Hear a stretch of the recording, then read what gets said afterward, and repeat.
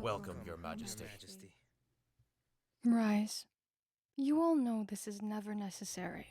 You know, most empresses would love this. Well, Yenessa, she isn't like most empresses, is she? That's a conversation for another time.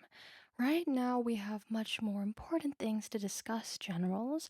Wouldn't you agree? Yes, like the fact that you're getting married to a Corvian? What are you thinking? Don't question Her Majesty. I kind of have to when she decides to marry the emperor of a nation we've been at war with for decades. I know how bizarre it is.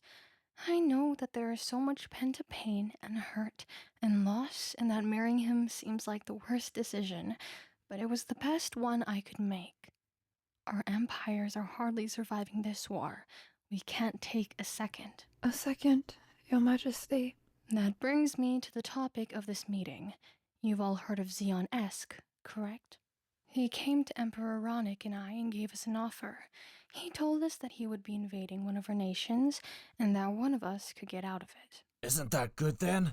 You should have taken him up on the offer and let him burn the Corvus Empire to the ground. In exchange for that, Zeon wanted to marry me. Marry you? What a twisted man. No, I thought about it. Believe me, I did. But you all should have seen the look in his eyes as he made the offer. Somewhere in my gut, I knew that he wouldn't keep his word. So I decided to go with the man I knew, rather than the one I didn't. Eirint offered to marry me so we could stand as a united front against Zeon. That must have scared him away. Oh, no. Rather, it excited him. We are not dealing with a normal enemy. Zeon-esque is a psychopath, one who will go to the ends of the earth to accomplish his goal. You know what he called himself when he entered the room? The Emperor of the New World. Arrogant piece of crap. That's quite a title. So we need to be ready for whatever he throws at us. Eirint, have you looked into what I asked you to? Yes. According to my scouts, Zeon-esque is currently still in Wall. That means we have a good amount of time before he reaches us. We need to have this wedding finished as soon as we can. Then, we and the Corvus Empire can start preparing our troops. Yenessa, how do our magic defenses look? Pretty good. I'll be upgrading them soon, and this also means I can try out the new spells I've been eyeing. I'd expect nothing less from my General of Magic. Get ready to see what you've never seen before. And our cavalry? Warren? All prepared. I'll be training some new additions in the upcoming weeks. Perfect. And Eirint, already planning out Zeon's defeat? Of course. He won't know what hit him. Oh, and I called Solaris. She'd love to be in charge of the decor for your wedding. Then it seems like we have everything we need. That's all we need to talk about today. I'll speak to Eirint later regarding the details.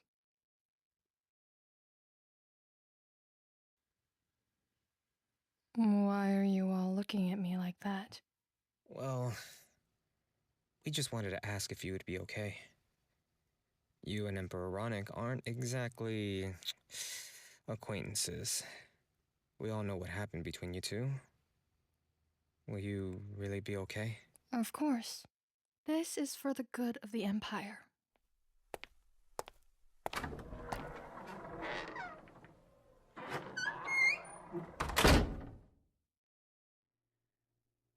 I should go check on her, shouldn't I? Yeah.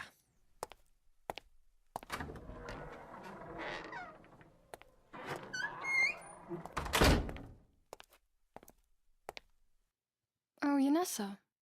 Did you need to tell me something? Not exactly. I just wanted to check up on you, really. You say that you're fine and put on a front, but I'm no idiot like everyone else in there. I can tell this isn't easy for you. Was I that obvious? Just slightly. I mean, we all know about how you and Eirint met. It wasn't a normal meeting by any circumstances. And now you're getting married to the guy. It'd be weirder if you were okay with it. I'm not exactly terrified at the news, But you're right. It is weird. I mean, we've been at war for so long. I've practically made myself hate him. For times he's deserved it, and many that he hasn't. It was the only way to keep me going after my parents died, but now I'm marrying him. I get what you mean. It's like imagining if you told me to marry Earint. Oh, I get goosebumps just thinking about it. Thanks, Yenessa, for talking to me. I don't think I could have had this conversation with anyone else. Like I said, idiots, all of them. See you tomorrow. Oh, also, mind being my maid of honor for the wedding? I just don't have anyone else. I'd be honored, Your Majesty. Good night. Good night.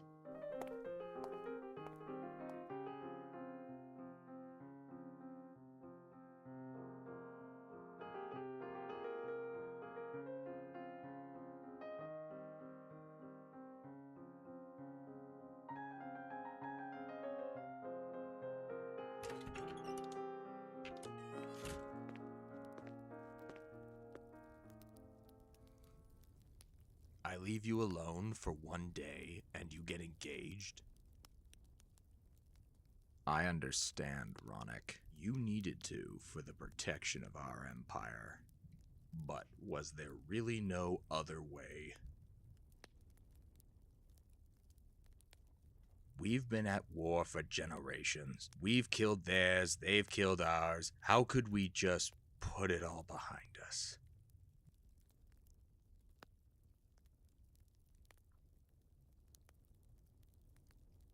For the sake of the future, huh? You're too wise for your own good, Your Majesty. What am I supposed to say to that? Just be careful, okay? You don't know her that well, and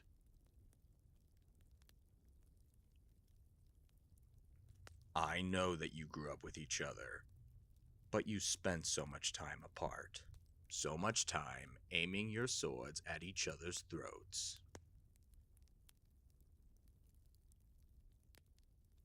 She wouldn't do that? Well, Your Majesty, sorry to tell you, but she already has. On many occasions, as you have to her.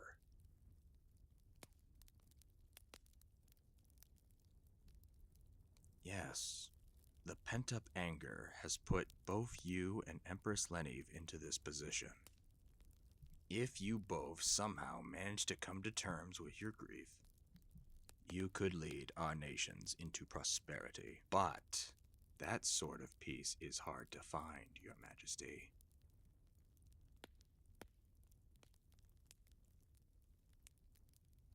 As long as you believe so, I'll trust your judgment.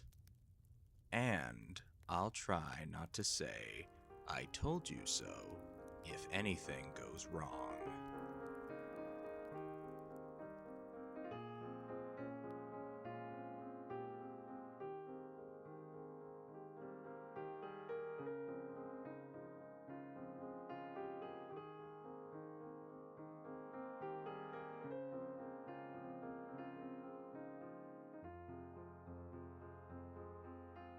This is Ron.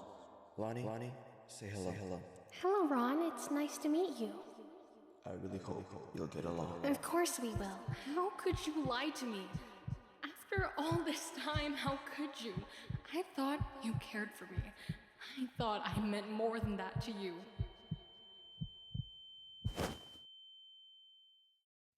A dream? Not again. Laniev! The messenger just told me that Ronick will be coming in a bit to discuss something. He'll be coming through the teleportation gate. All right. It was just a dream. You aren't 16 anymore.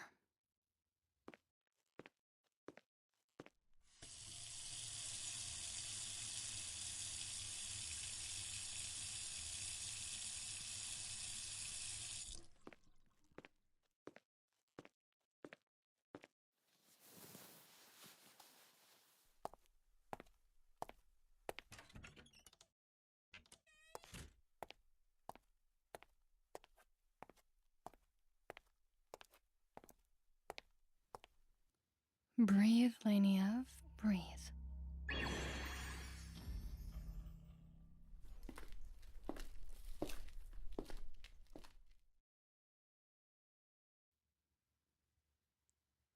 Good morning as well.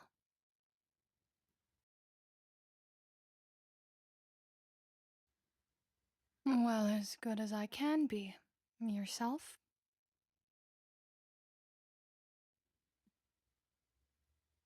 That's good. Shall we move towards the garden?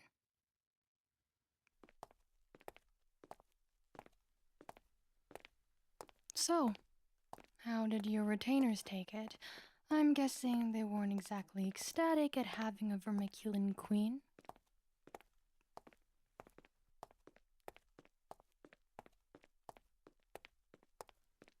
Well then, at least our retainers are on the same wavelength.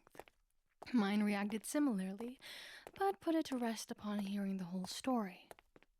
How did your council react to Xeon?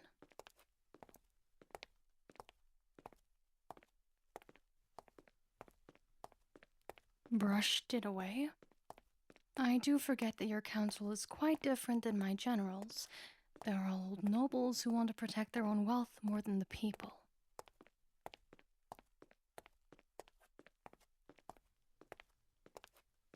Yes, before my father passed away, he decreed that I would be able to choose my own generals.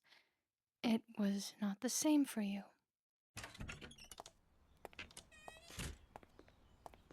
Still, you have to have someone you trust over there.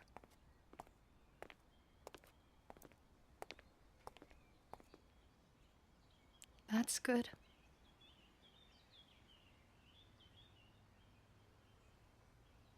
We need to talk about our past? I don't believe so. What relevance does the past hold to our current struggles? Doing so will only bring up unpleasant memories.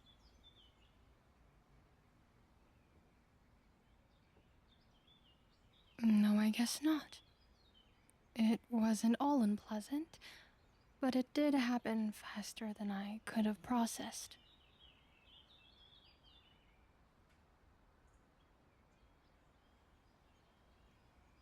And I'm sorry as well for yelling at you. My parents' death were not your fault. I just needed someone to blame.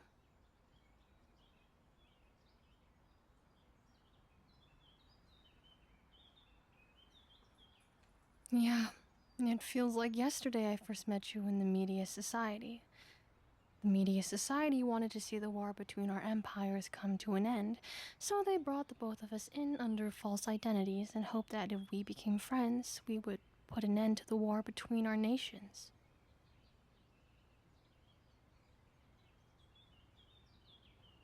Yes, then, while we were sparring, one of the Media Society staff ran their mouths a bit too loud. We had just suffered the loss of our parents, so our anger was too new to be contained.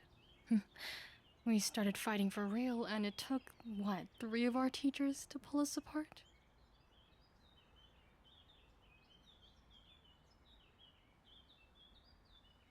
Oh, the scar? You don't have to be sorry. It was both of our faults.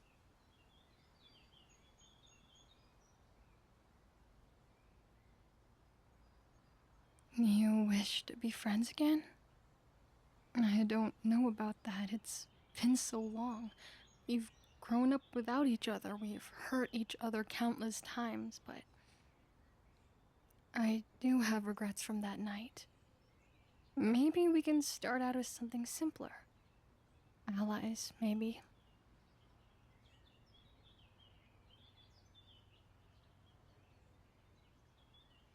Yes, allies that are getting married. Who knows where it could go from here?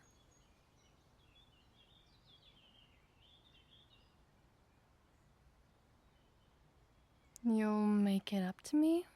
Well, I'm looking forward to it, Emperor Ronick.